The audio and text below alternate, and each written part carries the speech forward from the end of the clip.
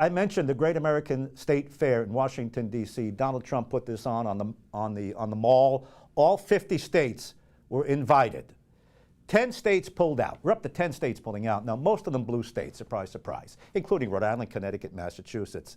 We're not taking part. There was a woman there over the weekend. She was from Rhode Island walking around. She says it's a disgrace. It's a shame that this thing became political. Now, the Secretary of State, Greg Amore, told me, oh, no, it's not political. No. We're participating in a nonpartisan, congressionally sanctioned celebration. This is Donald Trump's state fair. This is different. He went out of his way to point out it's nonpartisan, the one we're involved with.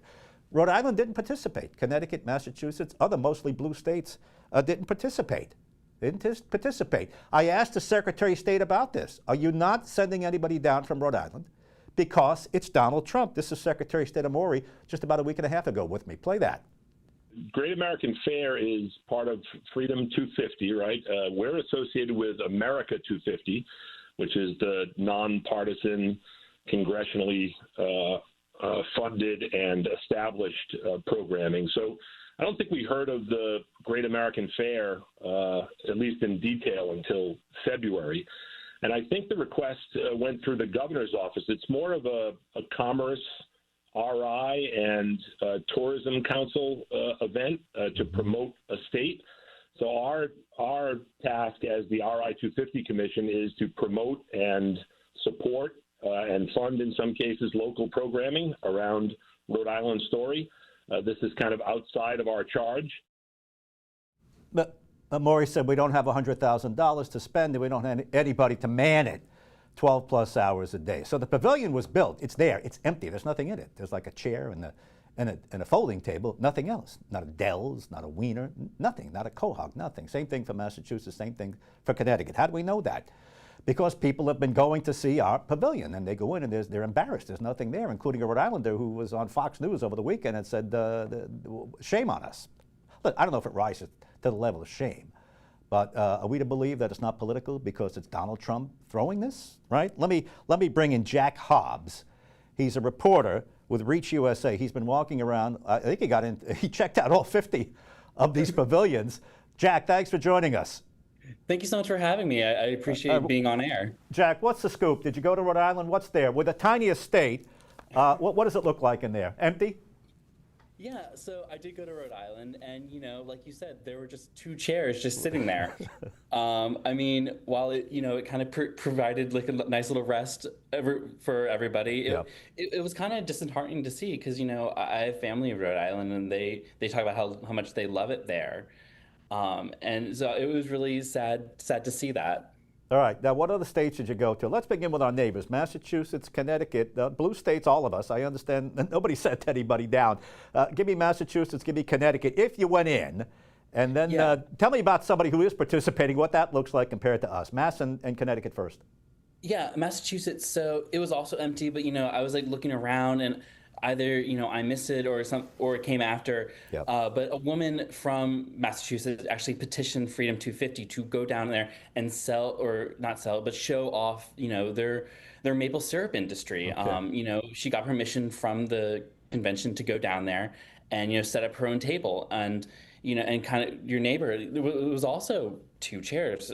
Connecticut was 2 chairs, and it was very disheartening because I was very excited to go down since, the concept was so cool, 50 states all in one location, bringing stuff together. And, it was just kind of sad to see in a way.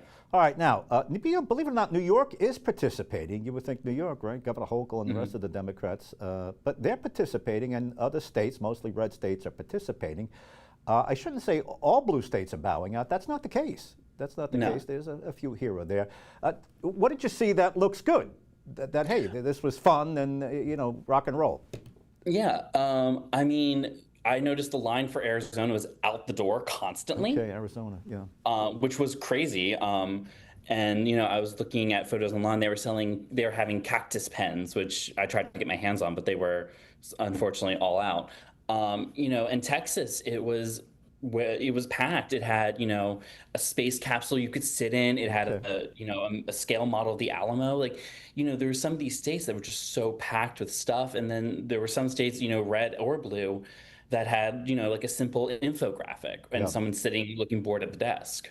Okay, now this has become political because Donald Trump had a hand in the planning it. And our Secretary of State here, Greg Amore, he's a Democrat, but he said, no, this is not Donald Trump. We're participating in a congressional nonpartisan commission. That's what we're doing. And Trump came up with this fair, and it cost money, and we're not going to it for a whole host of reasons. But don't think it's political, Gene. It's not. All right, so you give me the on-the-ground view of this. Is this politics? Is it because it's got Donald Trump? Is that why at least 10 blue states, including us, have pulled out? I mean, I would say a little bit of it is political. Yeah. I know a lot of people I talked to who were there were supporters of the president, and they were also kind of upset. They're like, this is it. It didn't have staples of what a fair would be. It just had a Ferris wheel. There were no games. It just kind of seemed very thrown together at the last minute. Okay. All right. Hey, let's be fair. Let me ask you this. Final question. Is it a bust? Is it a bust? Were there crowds? Is it like it's a bust?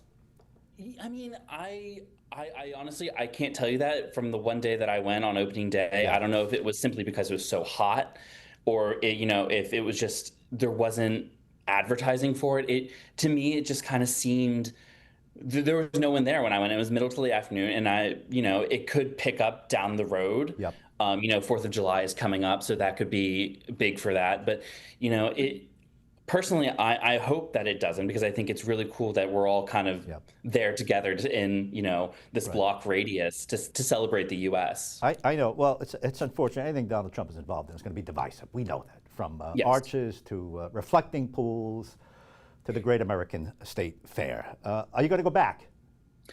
Yes, I think I will go back on the 4th of July to, kind of see if anything's changed. I hope so, that things would change, that, there'd be more people there'd be more exhibits to showcase both red and blue states, because like I've said, I think it's very important that we celebrate all of the U.S. Well, go back, and maybe I'll send you something to set up on the table in Rhode Island. We'll give you a bunch of TV mugs or something. All right.